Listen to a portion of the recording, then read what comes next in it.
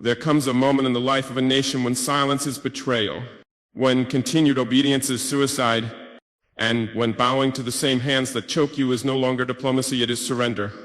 My name is Captain Ibrahim Traoré. I do not speak with the polish of career diplomats. I do not wear the cologne of multinational boardrooms. I was not trained in Washington nor groomed in Geneva. I speak from the battlefield where my people bleed and the soil remembers. I speak for a nation that has long been treated like a debtor's prison. And today I speak directly to the International Monetary Fund, not with trembling hands, but with a voice rooted in centuries of African pain and now African awakening. For too long, the IMF has posed as a benevolent doctor prescribing economic treatment to sick nations. But what we've learned, what we've suffered, is that your medicine often kills the patient. Your loans arrive with smiles, but they are poisoned arrows wrapped in contracts. You speak of stabilization, but you deliver strangulation. You speak of reform, but what you really mean is obedience to models built in foreign labs never meant for African soil. But we are not your laboratory. We are not your experiment. We are not pawns in your economic chess game.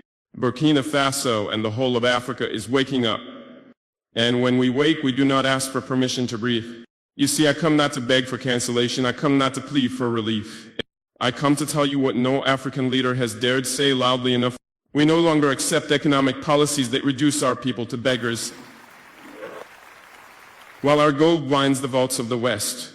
We no longer dance to the rhythm of conditionalities that gut our public services, cripple our farmers, and force our youth into exile.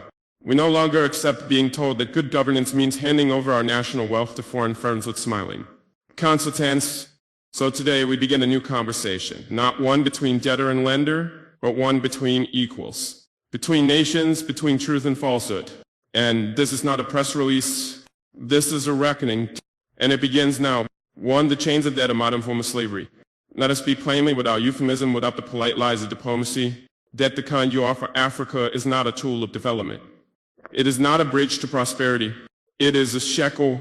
It is modern slavery, dressed in suits and spreadsheets. You call it structural adjustment. We call it structural punishment. You label it financial discipline. We experience it as generational despair. You offer it as partnership. But when one partner profits while the other bleeds, it is not partnership, it is plunder. Let me ask you, how can a nation rich in gold, uranium, cobalt, and fertile land be poor? How can a continent that fuels the industries of the world not afford to feed its own children?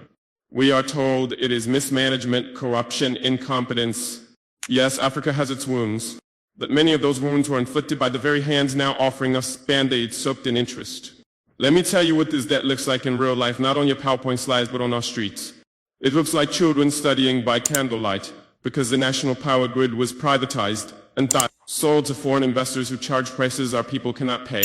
It looks like hospitals with broken beds, no antibiotics, and mothers dying in childbirth because your conditions demanded we slash public spending to qualify for your help. It looks like millions of African graduates with degrees in hand but no future, job-creating sectors were outsourced, sold off, or collapsed under your imposed liberalization policies. And worst of all, it looks like dignity broken. You see, the repayment plans you create are not economic formulas. They are death sentences. You lend us $500 million and ask for $2 billion in return over decades through interest restructuring fees, currency controls, and privatization clauses that rob us of our national assets. Tell me, what is the moral justification? You say the contracts were signed willingly, but let me ask, is it consent when the patient is bleeding and you are the only one holding medicine with a price tag and a clause? Is it choice when the gun is not pointed at your head but at the starving child behind you? No, Your Excellencies at the IMF, this is not consent. It is economic coercion. This is not development. It is domination. This is not globalization. It is neo-colonialism in financial ropes. And we, the new generation of African leadership, are no longer blind. We are no longer grateful for crumbs from the tables our labor built. We are done applauding policies that hollow out our economies in the name of efficiency. We will no longer trade our sovereignty for loans that disappear into the hands of consultants, only to return as debt for our grandchildren. Let me be even more clear. Africa does not owe you. You owe Africa. You owe us for the gold taken on the colonial boots. You owe us for the minerals that power your smartphones while our villages remain in darkness. You owe us for the diamonds that dazzled your palaces while we bled in silence. And yet even in all this, we are not asking for charity. We are asking for justice. True justice begins with the end of exploitative debt structures. Justice means allowing African nations to audit what we owe, where it came from, and who truly benefited. Justice means allowing us the dignity to chart our own financial futures, not as clients but as equals. And if this message feels uncomfortable, then good, because it is time the comfortable were confronted. To the puppet strings, how the IMF undermines African sovereignty. To speak of sovereignty in Africa today is to speak of a dream deferred, a continent of flags and anthems. Yes, but true freedom, that still hangs in question. They say we are independent, but independence without autonomy is illusion.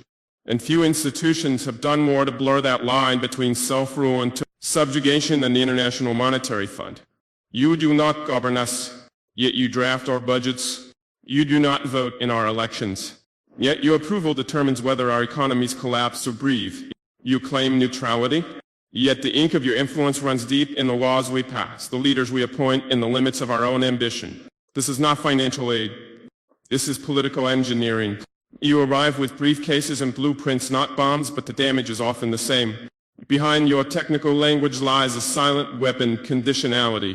It begins politely: cut subsidies, liberalize your markets, devalue your currency. They say just recommendations, but what are recommendations when starvation is the price of refusal? What are suggestions when the next loan, the next breath depends on obedience? Let us not pretend. You have become the architects of our internal affairs.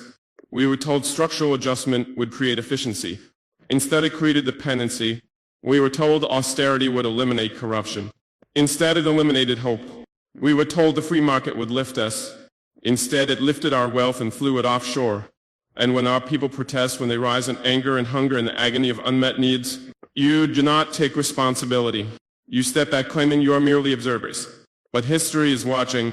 Your hands are not clean.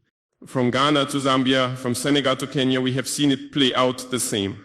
Leaders forced to privatize water only for foreign companies to raise prices beyond reach. Farmers undercut by cheap imports that kill local industries. Ministers told to cut spending on schools to balance the budget while foreign debt payments rise. And if we dare to resist, if we question your models or reject your prescriptions, we are blacklisted. Isolate, punished, our credit rating downgraded, our currencies attacked, our leaders vilified in international media as radical, unstable, or populist. But what is more radical than forcing a country to choose between feeding its people and ties, repaying loans it never benefited from? What is more unstable than a society where youth have no future, no jobs, and no faith in politics?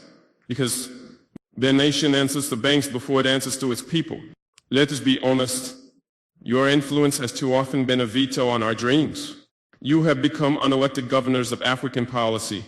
And yet we are not merely victims, we are rising. A new wind is blowing across this continent. We are reclaiming the right to govern ourselves and our languages for our people by our values. We will no longer accept debt that demands we cut essential services before asking the rich to pay taxes. We will no longer tolerate consultants writing our national strategies while our professors go unpaid. We will no longer bow to institutions that answer to shareholders, not citizens. To the IMF, I say this with clarity and calm. We will be sovereign, even if it means rejecting your loans. Even if it means slower growth, but growth that is ours. Even if it means pain for now, but freedom in the long run. Africa does not need masters, it needs partners. And if you cannot walk with us as equals, then step aside, because we are moving forward, and this time the strings are being cut. 3, a system designed to fail us. We were born into a system we did not build, a global order forged in the fires of empire with the spoils carved into contracts, laws, and institutions that still govern us today. When the colonizers left, they did not leave behind fairness. They left behind frameworks built to extract, not empower. You see, the problem is not just the IMF reform. It is the entire architecture, the rules of trade, finance, credit, and global power that are designed to keep Africa in second place. Designed not by God, not by nature, but by men. Powerful men who decided what value means and who deserves it. Let me ask a simple question. Why is it that we, the continent with 60% of the world's arable land, still import food? Why do we who sit atop gold, diamonds, oil, and lithium need foreign aid? Because the game was never fair. We were made exporters of raw materials, not builders of industries. We were assigned roles in the global economy like actors in a tragic play.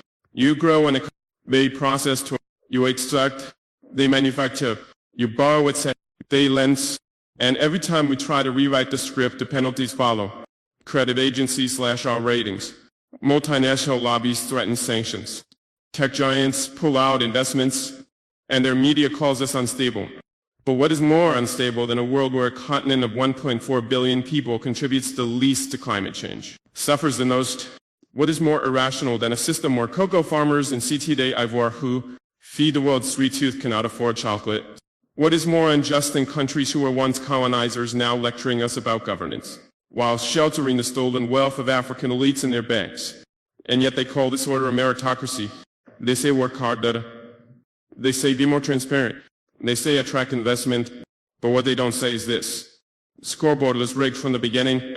The rules were never neutral, and the referees, the WTO, the World Bank, the IMF, serve the same teams who have always won. Let me give you an example. When we attempt to support local farmers with subsidies, we are told this distorts the market. Yet the US and Europe spend hundreds of billions on their own farmers every year and call it protection. When we try to build state industries to create jobs, we are told this is inefficient. Yet their richest corporations were born from state-funded innovation from NASA, from war, contracts, from public research. When we push back on exploitative mining contracts, they say we are hostile to business. But isn't it more hostile to extract $100 worth of resources and leave behind $3 worth of schools? Africa is not asking for pity. We are demanding fairness, not charity justice, not handouts equal footing. We are the youngest continent on Earth. And yet the global economy treats us like we have nothing to offer but our labor and our land. But our value is not in what lies beneath our soil. It is in our people, our quota, all minds. They said the system works. We say for whom? It is time we stop playing by rules written without us and start rewriting them in our image. We do not seek to burn bridges, but we will not walk across those that lead only to more chains. So hear this clearly. We are not broken. The system is, and if it will not change willingly, then we, the children of Sankara, Nkrumah, Lumumba, Mbiko was ended ourselves. Because we did not come this far just to survive. We came to thrive. And we will no longer wait for permission to do so. Or a new path sovereignty through self-reliance. Now that we have named the injustice, let us speak of rebirth. Africa does not need to beg for inclusion. Africa does not need another savior, another lecture, another conditional loan. What we need is a new path, one carved by our own hands, guided by our own vision and rooted in our own values. Self-reliance is not isolation. It is not arrogance. It is the reclamation of dignity, of choosing to stand on our own feet even when the ground beneath us trembles. Let me be clear. We are not rejecting partnership, but we are redefining its terms. For too long, partnership has meant dependence. It has meant waiting for approvals, for grants, for loans, while our people starve and our youth flee across the seas. This is not partnership, this is bondage with a friendly smile. So we must build differently. And it starts with 5 principles. 1, feed ourselves first. No nation is truly sovereign if it cannot feed its people. How can we speak of independence when a drought in another land dictates the price of bread in ours? We must invest in agriculture, not as a tool of survival, but as a pillar of power. From seed sovereignty to irrigation, from cooperative farming to agro-processing, Africa must rise from subsistence to abundance. Let every village become a fortress of food security. Let every farmer become a nation builder. To educate, to liberate. The most dangerous weapon colonialism left behind was not the gun. It was the syllabus, a curriculum that teaches us about foreign kings but not our own heroes, that praises foreign philosophers but ignores African science, innovation, and wisdom. We must rewrite education to raise children who know their worth, who build with purpose, who innovate with pride. Let us teach coding alongside crops. Let our schools be laboratories of freedom. We must educate not just to pass exams, but to shape destiny. Produce raw materials leave Africa. Finished products return 10 times the price. This is therefore in the mask of trade. We must process, manufacture, and innovate locally. It is not enough to own the mines. We must own the means to refine, package, and profit. We must support African businesses, protect our infant industries, and end the addiction to imports. This is how we create jobs. This is how we keep wealth in our borders. Let the world come to buy from Africa, not just to take. For unite or perish. A fragmented Africa is a weak Africa. We cannot negotiate with the world as 54 scattered voices. We must integrate economically, politically, and technologically. Let us build railroads that connect Lagos to Dakar, data centers that protect our knowledge, and defense alliances that protect our peace. ECOWS, SADC, AU, they must evolve from clubs of diplomacy to engines of collective action. No single African nation can stand alone, but together we are a giant. 5. Trust our people. Too often our leaders trust foreign advice over local wisdom. They fly thousands of miles to ask questions their own communities have already answered. But the solutions are here in the hands of our youth, our women, our elders. Let us fund local innovation. Let us amplify village voices. Let us believe that the mechanic in Ouagadougou and the coder in Kigali are just as brilliant as any consultant in Paris. We will not be free until our own people are trusted to lead the future. My brothers and sisters, we are not building a copy of the West. We are building Africa, our Africa. We are not chasing the old dreams of others. We are daring to dream anew. Self-reliance means we may stumble. It means we will make mistakes. But those mistakes will be ours, and in them we will learn to rise. There is no savior coming. The savior is already here in our hands. Our hearts are unity. Let us stop waiting. Let us stop blaming. Let us begin. Not tomorrow. Not after the next summit. Now, Africa will not rise through speeches alone. It will rise through soil-stained hands, ink-stained books, and steel-stained factories. Let us take back what was always ours. Not through war, but through will.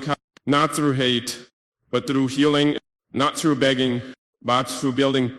This is the dawn of self-reliance, and we will never go back to the chains.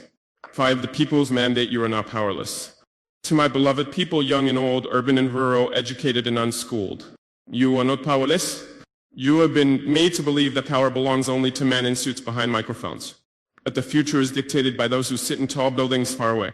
That decisions about your life are made in echo chambers with no windows to your suffering. But let me speak plainly. Real power does not start at the top. It starts at the bottom. It starts with you, the farmer who rises before dawn, the mother who feeds her children before herself, the young man who refuses to steal even when he is hungry, the girl who walks 5 miles for education every day, the street preacher, the mechanic, the nurse, the tailor, the teacher, the water carrier. You are the foundation. You are the pulse of Africa. But here is a tragedy. You have been taught to wait, to hope that change will come from someone else, to clap when crumbs are thrown at your feet, to fear questioning authority, even when that authority fails to protect you. This mindset must end. We must tear down this invisible wall, the one that separates the leaders from the people, the informed from the unheard, the elites from the everyday heroes. Because true leadership does not rule, it serves, and service without accountability is tyranny in disguise. Why the system prefers you powerless. The international institutions we challenge today, the IMF, the World Bank, and others, they don't just seek to control governments. They rely on your silence. They thrive when you are too exhausted to resist, when you're too distracted by survival to organize, when you are taught that politics is dirty and not your concern. But understand this, every price hike, every failed hospital, every land grab, these are political decisions. And by not engaging, by not questioning, we become complicit in our own oppression. But once the people awaken, the tide shifts. Once the youth refuse to be silenced, once the mothers speak truth to power, once the elders remember the strength of their voice, no IMF loan, no dictator, no puppet regime can stand. From protest to participation, revolution is not always a fiery explosion. Sometimes it is quiet. It happens when a young person registers to vote, when a market woman refuses to pay a bribe, when neighbors gather to fix a broken road without waiting for the government. This is your mandate, not just to resist, but to rebuild. And to do this, we must reclaim 5 sacred rights. The right to question is ask why, ask how, demand clarity. Whether it's a village chief or a president, authority must answer to you. The right to organize, join hands, create unions, form cooperatives. Stand not as individuals, but as a united voice. The right to information, know who owns your land, know where your taxes go. Knowledge is power, and it is your right. The right to refuse injustice, refuse manipulation, refuse to be a pawn. Resistance is your sacred inheritance. The right to dream. Dream not just of escape, but of change. Envision the Africa your children deserve and begin building it today. This is not just a fight for governments. Yes, leadership matters. Yes, corruption must be purged. Yes, puppet regimes must fall. But a just Africa cannot rise on political will alone. It needs a people awakened, a people who refuse to settle, a people who will no longer be ruled by fear but led by conviction. You are not spectators, You are co-architects of the new Africa. Every action matters. Every voice counts. Every ripple becomes a wave. To the youth of Africa, you are not the leaders of tomorrow. You are the fire of today. Do not wait for permission. Do not wait for funding. Do not wait until you're older or wiser or richer. Start now. Speak now. Organize now. Build now. Because if you don't shape your destiny, others will sell it. To the elders, we need your wisdom, not your silence. You've seen regimes rise and fall. You've endured hardship, betrayal, and hope. Now is the time to guide the young, not with cynicism, but with courage. To the mothers, you are the backbone of every revolution. It is in your arms that nations are raised. Do not let the world call you weak. You are the guardians of justice. To every African listening, this is not Ibrahim Traoré's fight alone. This is our shared mandate. To demand truth, to reject fear, to build a continent that finally honors the dignity of its people. Power is not something given. It is something realized, and today you must realize you are not powerless. Seek a reckoning, the fear is your awakening. My beloved sons and daughters of Africa, by now you must understand, we are not in a battle of guns. We are in a battle of narratives, control, and fear.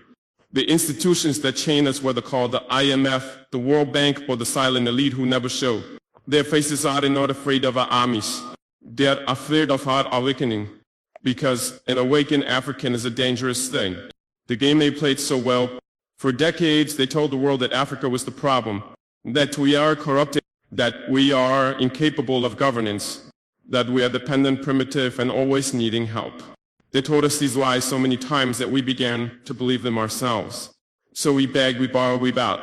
But in doing so, we forgot who we are. We forgot that Africa is the cradle of civilization. That it was here under our skis that the stars were first read, that it was our ancestors who taught the world about medicine, astronomy, farming, and spirituality. We forgot that before there was an IMF, there was Timbuktu.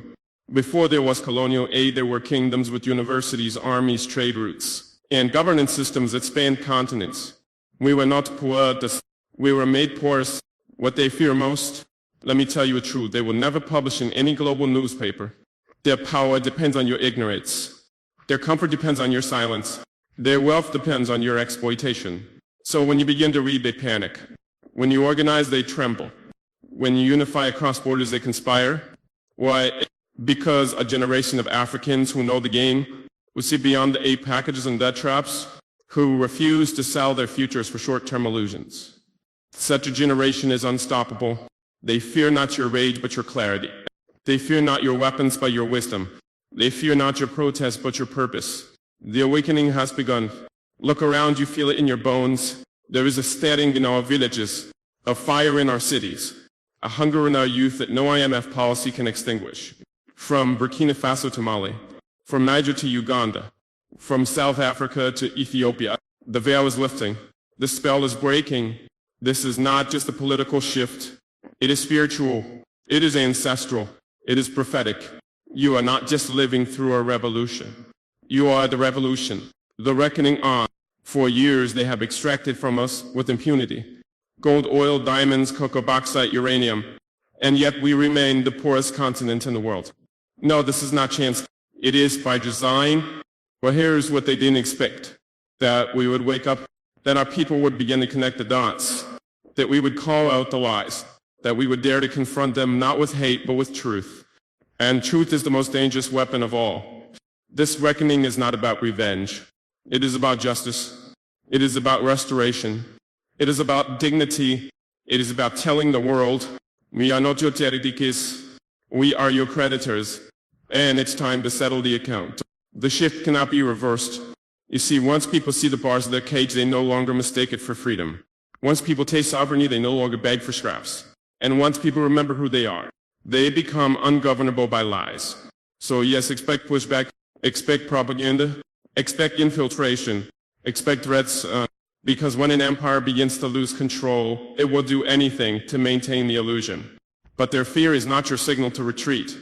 It is your confirmation you are doing something right. This is your time. Africa, this is your moment. Not next year, not after the next election. Now, what is, you don't need permission, you need purpose. You don't need saviors, you need strategy. You don't need pity. You need power. the kind that is rooted in unity, history, and unwavering truth. Let every African leader know, if they do not serve the people will rise. Let every foreign investor know, if they come to exploit, they will be exposed. And let every African youth know, your time has come. You are the nightmare of those who built empires off our silence. You are the dream of your ancestors finally awake. You are the warning and the prophecy fulfilled. The chains are breaking, the masks are falling. The reckoning is here, and their fear is seen. It is your awakening. We have entered the age of African reckoning. To every young African listening to the sound of my voice, to every elder who kept the truth alive in whispered stories, to every mother who prays over empty plates with unshaken hope, to every child who walks barefoot through dusty roads, dreaming of something greater. Hear me clearly now.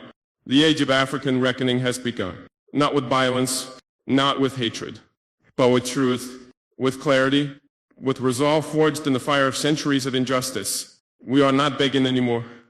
We are not negotiating for scraps from colonial tables. We are building our own table from African wood, carved by African hands, for African generations. From silence to thunder. For too long our cries were ignored. Our pain was politicized, our suffering monetized, our silence weaponized against us. But now we speak not with bitterness but with boldness, not to seek pity but to demand justice. They thought we were buried, but they forgot we are seeds. Let the world hear this. Africa is not waiting to be saved. Africa is rising to save itself. We are uniting across borders drawn by foreign hands. We are building systems that serve the people, not puppets. We are reclaiming our narratives, our currencies, our futures. Let the world hear this declaration echo through every institution built to contain us. We are awake and we are coming for everything that was stolen. To the youth, you are the architects. You, the youth of Africa. You are not lost, you are not too late, you are not forgotten. You are the architects of a continent reborn. You are not just the leaders of tomorrow. You are the liberators of today. Your weapon is your mind. Your shield is your history. Your compass is your conscience. And your mission on to reclaim, rebuild, and restore the African soul. A new covenant with the people. From this day forward, let no leader speak in the name of Africa if he bows to foreign masters. Let no contract be signed that sells a future for a foreign loan. Let no flag wave in celebration if the people beneath it are starving. We declare a new covenant between the land and the people, between the past and the future, between the seen and the unseen. We will honor our ancestors by refusing to repeat their captivity. We will bless our descendants by ensuring they are born into dignity, not debt. This is our sacred duty. This moment, this reckoning is not about me. It is not about a single government, a single speech, or a single protest. It is about a spiritual awakening, an ancestral uprising, a generational fire that cannot be extinguished by fear or foreign hands. So let it be written in the hearts of all Africans. We will rise not as victims, but as visionaries. We will forgive, but we will never forget. We will extend our hands in peace, but we will not bow in submission. Africa, remember who you are. You are the drumbeat of the earth. You are the sun before time. You are the womb of humanity. You are the whisper of the ancestors. You are the road of tomorrow. Africa, remember who you are. Let the lions awaken. Let the river sing. Let the soil rejoice. For we are no longer lost, and we are no longer divided. We are no longer asleep. And so I declare, as a son of the soil, as a servant of the people, as a voice among millions, I declare before God and history, Africa shall rise. Africa shall heal. Africa shall reign not in conquest, but in conscience. Not in revenge, but in restoration. Not by force, but by the unstoppable power of a people who have remembered their name. May the ancestors watch with pride. May the children walk with hope. And may the world bear witness to the rebirth of a continent. So help us God.